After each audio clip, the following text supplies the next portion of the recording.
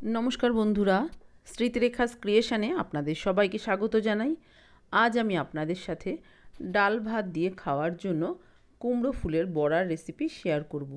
प्रत्येक बाड़ीतेई কুমড়ো ফুলের বড়া रान्ना हय। आमी किभाबे करी सेटाई आज आपनादेर साथे शेयर करते एसेछि। खूब सहज एकटा बड़ा जेटा जे केउ बाड़ीते बानिये निते पारेन, खेतेও किन्तु असाधारण हय। আমি আজ বাড়িতে এই বড়া বানিয়েছি। আসুন দেখে নেওয়া যাক আমার আজকের এই কুমড়ো ফুলের বড়ার রেসিপি। এখানে দেখুন কিছু কুমড়ো ফুল আমি নিয়ে নিয়েছি। এবার এই কুমড়ো ফুলগুলো প্রথমে একটু কেটে নিতে হবে। একটা ফুল নিয়ে এবার এই ডাটির অংশটা কেটে বাদ দিয়ে দিতে হবে। খুব সহজ কুমড়ো ফুল বেছে নেওয়া।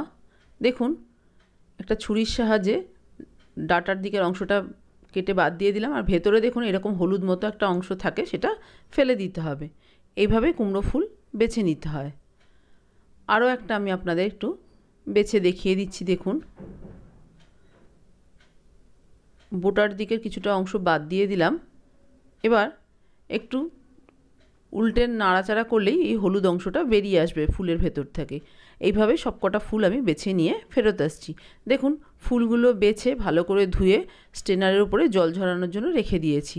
এবার কুমড়ো ফুলের বড়ার ব্যাটারটা তৈরি করব। তার জন্য একটা বাটির মধ্যে আমি নিয়ে নিচ্ছি বেসন। এখানে আমি হাফ কাপ মতো বেসন ব্যবহার করছি, প্রায় 3 চামচের মতো। এবার এর মধ্যে দিয়ে দিচ্ছি চালের গুঁড়ো।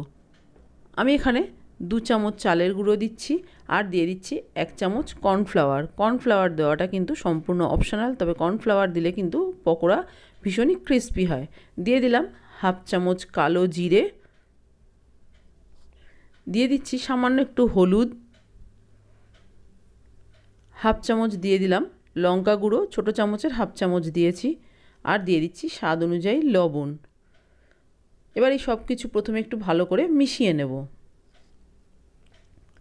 দেখুন ভালো করে সব কিছু মিশিয়ে নিয়েছি। এবার ব্যাটারটা তৈরি করে নেব।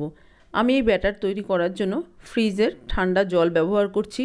ফ্রিজের ঠান্ডা জল দিয়ে যদি ব্যাটার তৈরি করা হয় তাহলে কিন্তু বড়া বা পকোড়া ভীষণই ক্রিস্পি হয়।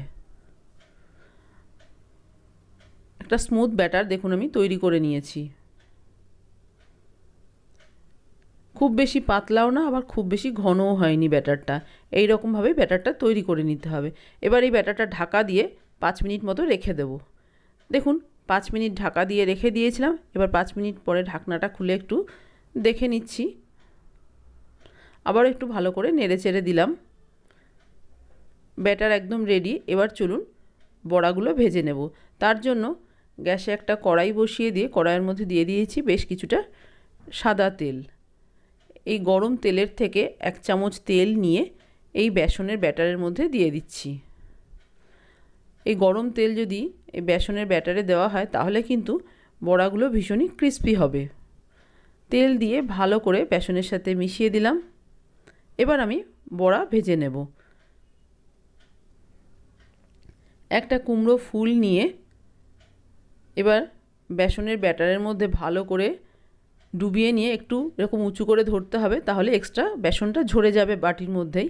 তারপরে তেলের উপরে দিয়ে দিতে হবে। গ্যাসের ফ্লেমটা মিডিয়ামে রেখেছি। মিডিয়ামে রেখে বড়াগুলো ভেজে নেব। আমি একবারে অনেকগুলো বড়া ভাজবো না, দুটো দুটো করে দিয়ে ভাজছি, তাহলে উল্টে পাল্টে ভাজতে কিন্তু সুবিধা হবে। দেখুন কিছুক্ষণ একটা দিক ভেজে নিচ্ছি।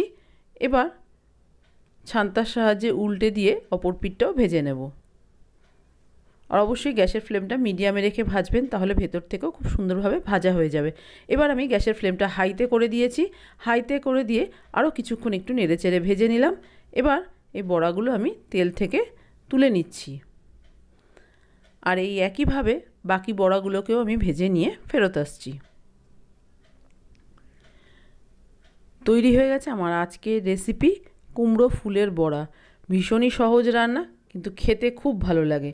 ডাল ভাতের সাথে এই কুমড়ো ফুলের বড়া দারুণ লাগে। যে কোনো নিরামিষ দিনে কিন্তু এরকম ডালের সাথে খাওয়ার জন্য কুমড়ো ফুলের বড়া তৈরি করে নেওয়া যেতে পারে, বা যে কোনো দিনও করে নেওয়া যেতে পারে। আমার আজকের এই কুমড়ো ফুলের বড়ার রেসিপি যদি আপনার ভালো লেগে থাকে তাহলে প্লিজ একটা লাইক শেয়ার কমেন্ট করবেন। আর আপনি যদি আমার চ্যানেলের নতুন বন্ধু হয়ে থাকেন তাহলে আপনার কাছে একটাই অনুরোধ, আমার চ্যানেলটা সাবস্ক্রাইব করে আমার পাশে থাকার। আপনারা সবাই খুব ভালো থাকবেন। আপনাদের সাথে আমার আবার দেখা হবে অন্য কোনো নতুন ভিডিওতে নতুন কোনো রেসিপির সাথে।